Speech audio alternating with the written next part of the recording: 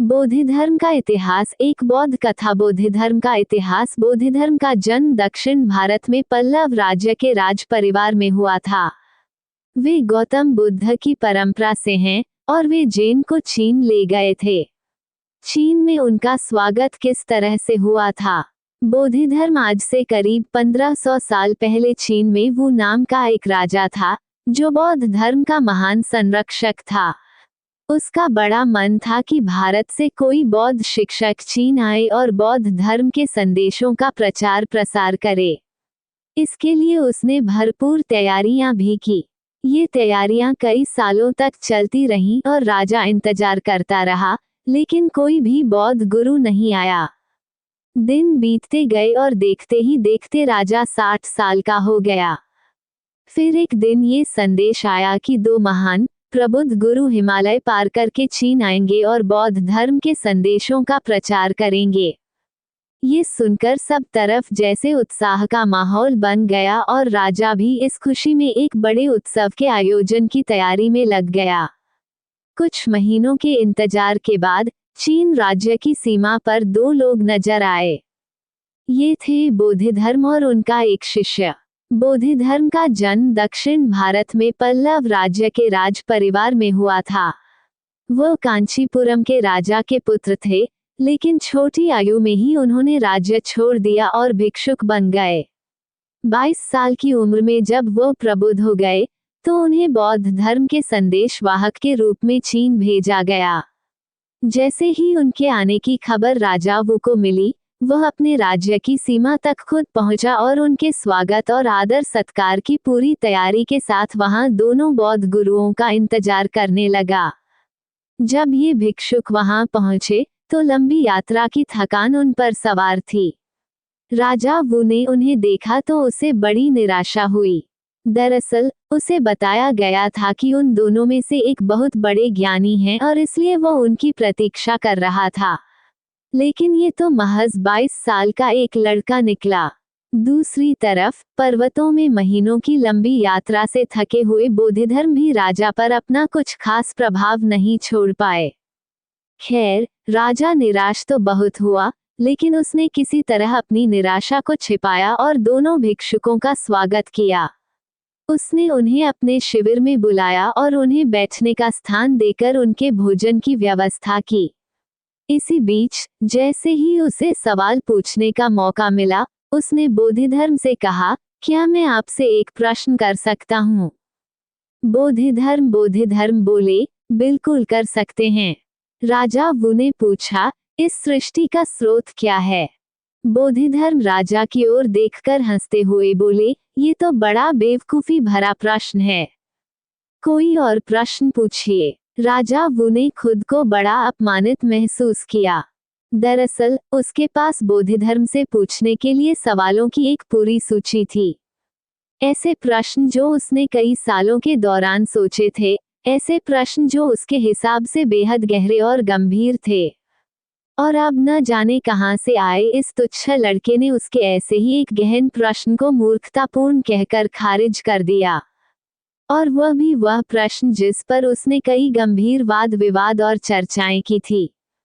भीतर ही भीतर खुद को बहुत अपमानित और क्रोधित महसूस करते हुए भी उसने अपने को संभाला और कहा, चलिए मैं आपसे दूसरा प्रश्न पूछता हूँ। मेरे अस्तित्व का स्रोत क्या है? ये सुनकर बोधिधर्म और भी जोर से हंसे और बोले, ये तो और भी मूर्खतापूर्ण प्रश्न है। कुछ और पूछिए। ज़ेन को चीन ले जाने का काम बोधिधर्म का ही था। गौतम बुद्ध ने ध्यान सिखाया था। सैकड़ों सालों के बाद बोधिधर्म ने जब ध्यान को चीन पहुंचाया तो स्थानीय प्रभाव के कारण ये चांद के रूप में जाना गया। यही चांद जब आगे इंडोनेशिया, जापान और दूसरे पूर्वी एशियाई देशों तक पहुंचा तो इसका नाम फिर बदला और ज़ेन बन गया।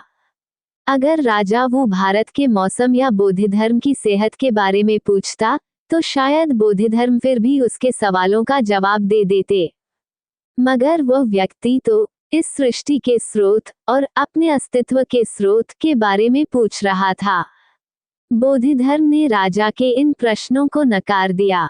अब तो राजा का पारा 7वें आसमान पर पहुंच गया, लेकिन फिर भी उसने खुद को संभाले रखा और तीसरा प्रश्न पूछा।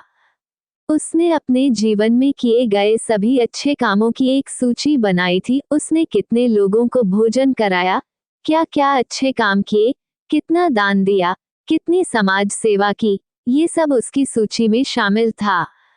उसने पूछा, बौद्ध धर्म का प्रचार प्रसार करने के लिए मैंने कई ध्यान कक्ष बनवाए, सैकड़ों बगीचे लगवाए और हजारों अनुवादकों को प्रशिक्षित किया। मैंने इतने सारे प्रबंध किए हैं, क्या मुझे मुक्ति मिलेगी? ये सुनकर बोधिधर्म गंभीर हो गए। वो खड़े हुए और अपनी बड़ी बड़ी आंखें राजा की आंखों में डालकर बोले, क्या तुम और मुक्ति? तुम तो 7वें नरक में झुलसोगे। उनके कहने का मतलब था कि बौद्ध धर्म के मुताबिक मस्तिष्क के 7 स्तर होते हैं। अगर कोई इंसान वो काम ना करे जो उस वक्त जरूरी है और उसकी बजाय कुछ और काम करता है, और यही नहीं, वो उन सभी कामों का लेखा जोखा भी रखता है, तो इसका मतलब है कि ऐसे इंसान का मस्तिष्क सबसे नीच किस्म का है।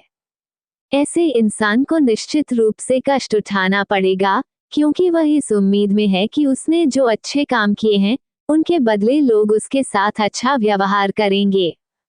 अगर लोग ऐसा नहीं करते तो उसे मानसिक कष्ट होगा और यह स्थिति किसी नरक से कम नहीं है। लेकिन राजा वू को इनमें से कोई भी बात समझ नहीं आई।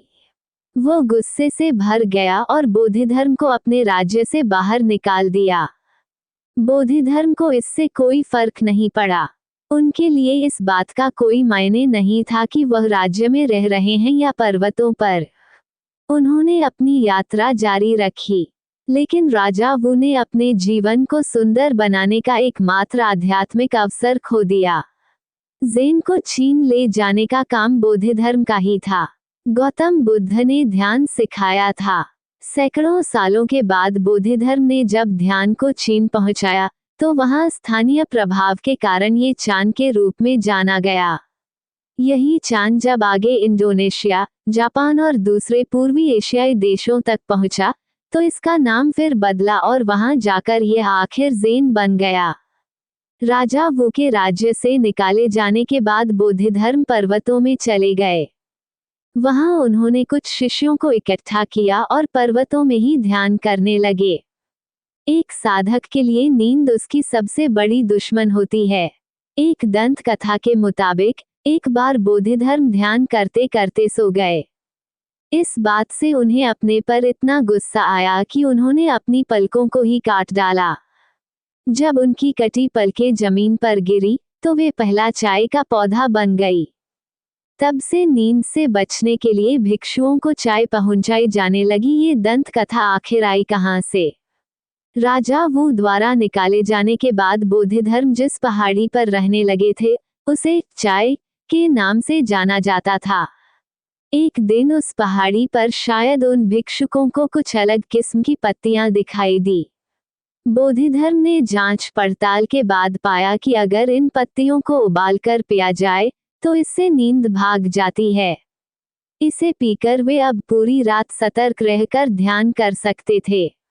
और इस तरह से चाय की खोज हुई। दोस्तों, आज का वीडियो यहीं तक है। आशा करता हूँ कि हमारा वीडियो आपको पसंद आएगा। अगर हमारा वीडियो आपको पसंद आएगा तो प्लीज़ वीडियो को लाइक कीजिए, शेयर कीजिए, सब्सक्राइब कीजिए, कमेंट कीजिए। जरूर अगले वीडियो में मिलेंगे।